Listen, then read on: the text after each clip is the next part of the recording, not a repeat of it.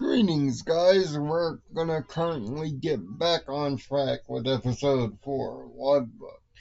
Now, earlier this week, on Valentine's Day, I released, a video on the episode St. Valentine's Day. Once we get further in the order, I'll rearrange the playlist to put it back in order. But as for episode 4, Logbook has a very simplistic plot, as all the kind of non-serialized episodes of this series happen to be in season 1. But it's interesting. Logbook is one part Sissy Delmoth's expose,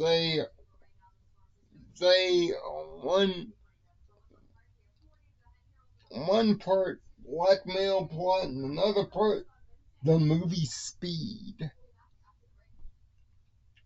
As I've reminisced on these episodes and even some on Xbox in conversation with my friends, I've noticed there's a lot of movie slash horror tropes in Code Lyoko.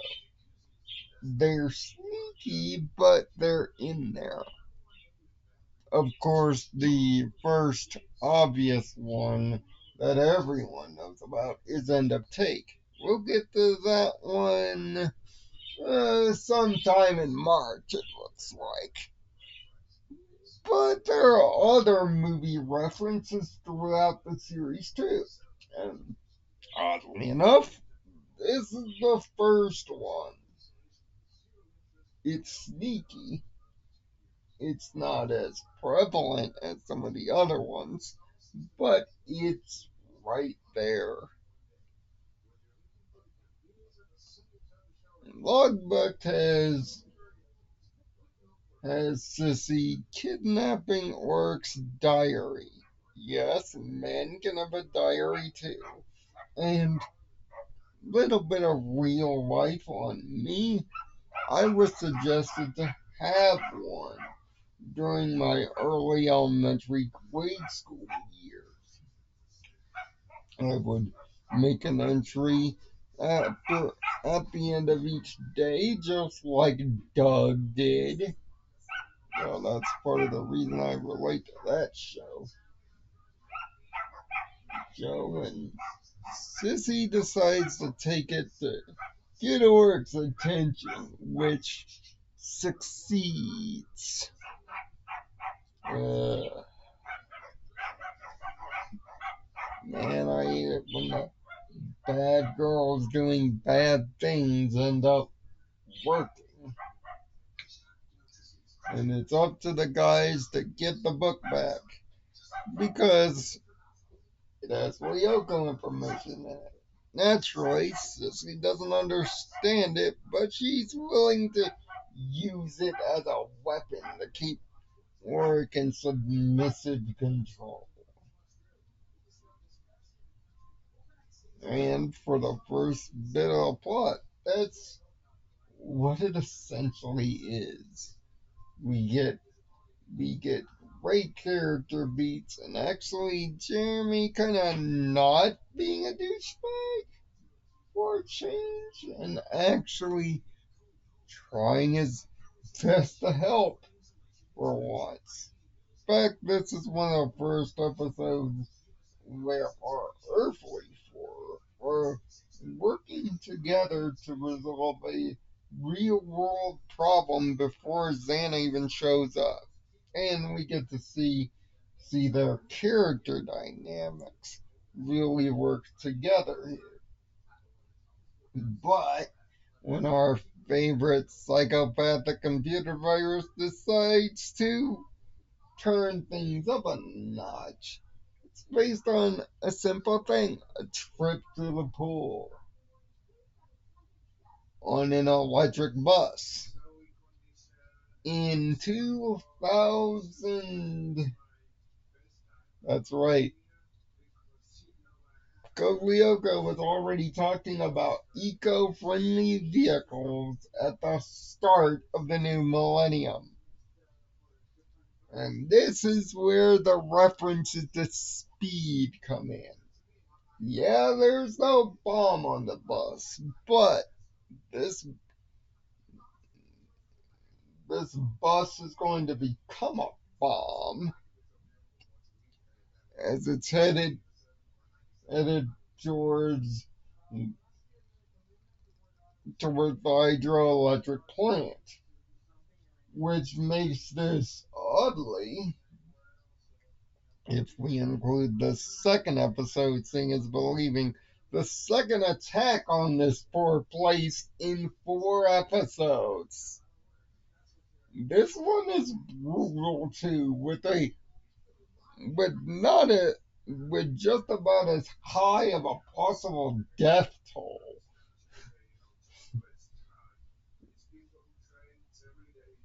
And it looks like the kids of Panic are trapped on this screaming metal death trap. Oh, except for Odd, who manages to make a courageous jump upon suggestion out of the bus before Jim manages later to cut the bus's door controls out. Dummy. Plus, we also see Jim and the other kids being proactive in saving their lives. And we also see Sissy actually being useful for once as a talk between when Santa decides to turn it up from 20 miles an hour to the high hundreds. By the way, when the jump happens, there's no way you could jump from a speeding bus going 90 plus and land the way that Odd does without breaking something. There's no way. Cartoon plot armor logic activate. Meanwhile, Yumi pulls the Uno reverse card and ends up with Sissy's diary after investigation and uses it to blackmail the location of Oryx's diary out of her hands, which sets Oryx free to do what he needs to for the rest of the episode. In other words, be heroic, be a heroic leader and all, which leads Odd and Yumi to do the jump. Yumi first, Odd second, taken down easily by a mega tank. And when I say easy, I mean a two-shot kill with no revives. Desert sector with a sandstorm to boot, which is one of the very few times we see the environment of those sectors actively change upon Xana's whim. A vastly underrated technique to add tension that is not used nearly enough, especially in the early episodes.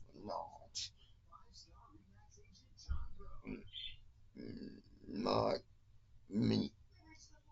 Mean, mean.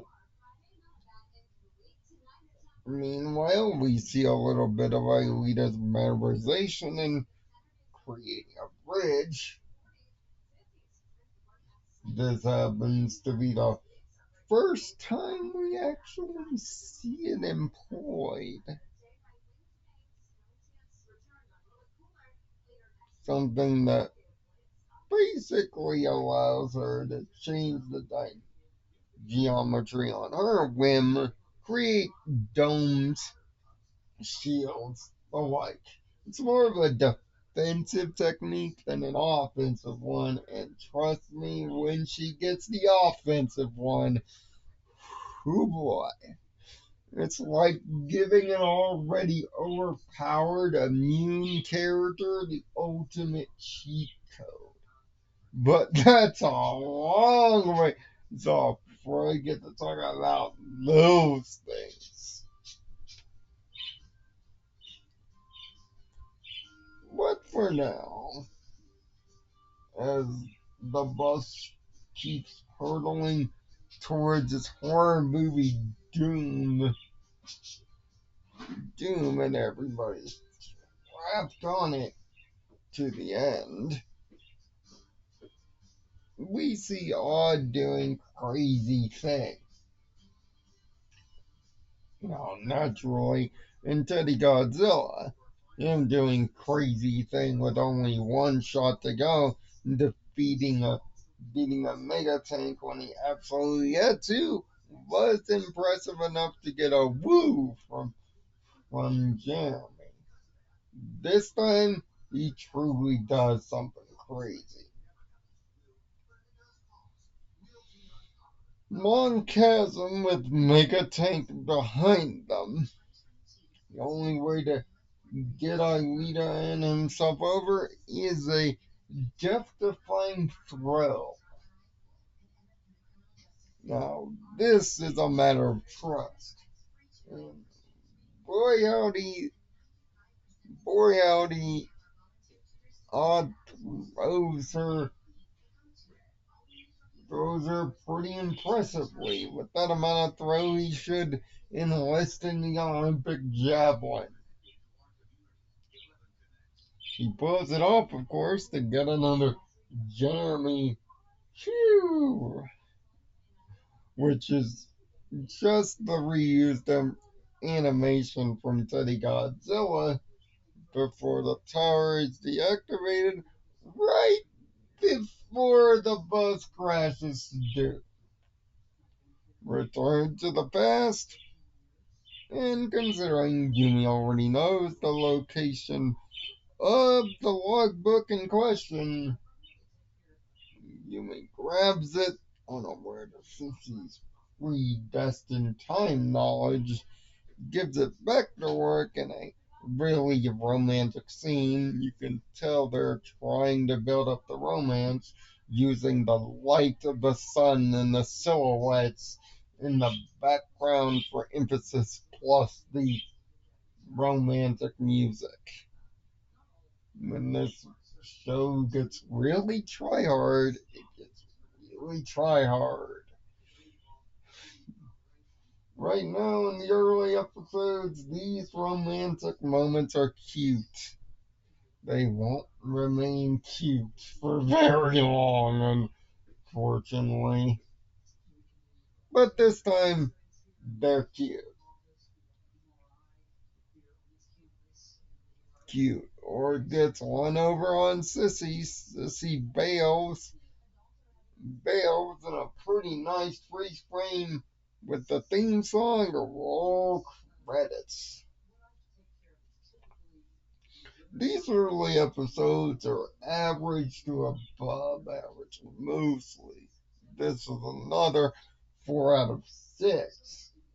But what we learn here is a lot about Sissy's mindset, her desires, how far she's willing to go, how dirty she's willing to play if it's needed, and a somewhat hopeful side if she allows herself to, which is a nice bridge out of holding fog. You can tell there's two different types of girl here. She wants to be in control. She wants to be worshipped and liked like most of the popular girls. But underneath, there's a broken demeanor, something missing, a love and a care that she's pining for. That intention seeking is more of a I never got it in my youth sort of thing. And these two episodes combined together highlight this. There are other times throughout the series where this will peak out, and to many people in the Codeoka fandom, this comes down to who's writing the episode. Whether Sissy is just a flat out biatch, or whether she's actually relatable and sympathetic. Now, unfortunately, it goes the first and not the second with Logbook.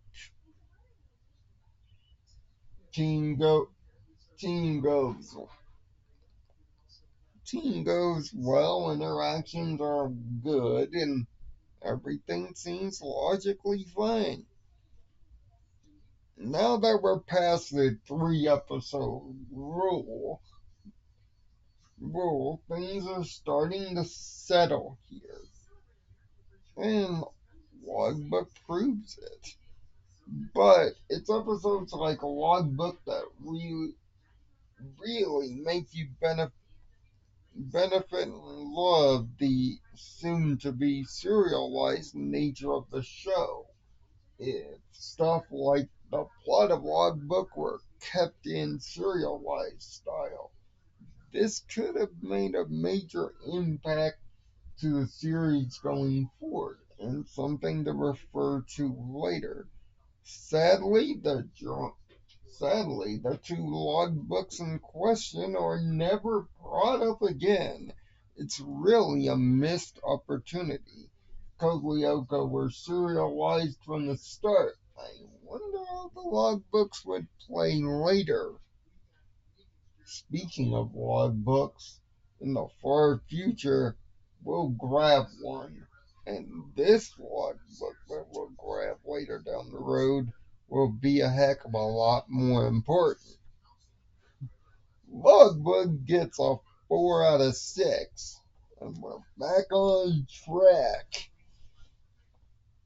Tell me your thoughts on Logbook down in the comments. And again, I'll put the playlist in proper order and also give you episode numbers when the first season is complete.